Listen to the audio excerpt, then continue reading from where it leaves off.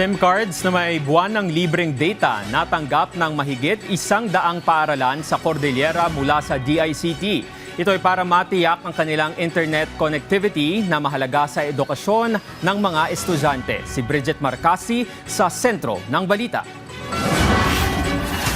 Umabot na sa 158 na paaralan sa Cordillera ang nabigyan ng libreng bayanihan SIM cards mula sa Department of Information and Communications Technology.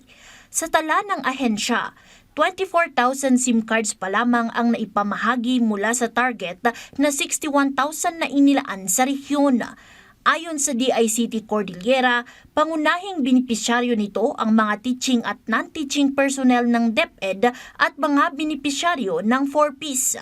Ang mga SIM card ay may kasamang 25 gigabytes na libreng data bawat buwan sa loob ng isang taon upang makatulong sa pag-aaral ng mga estudyante, lalo na sa mga liblib na lugar ng bansa. Currently, we have 158 schools na po ang nabibigyan natin and continuous pa ang ongoing pa distribution sa Benguet and sa Kalinga. Buwan-buwan ho yan, so every first of the month mag-replenish po yung 25 gigabytes. Nagsimula ang distribusyon noong December 2025 at inaasahang madaragdagan pa.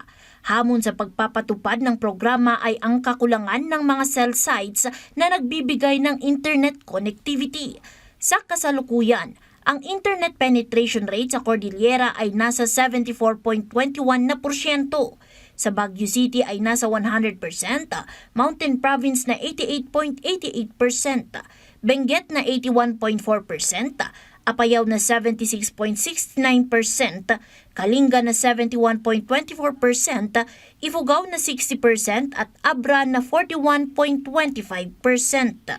Kahit dami sana ng mga schools na pwede nating bigyan ng mga SIM cards na yon, hindi natin talaga sila nabigyan dahil limitasyon ay yung connectivity.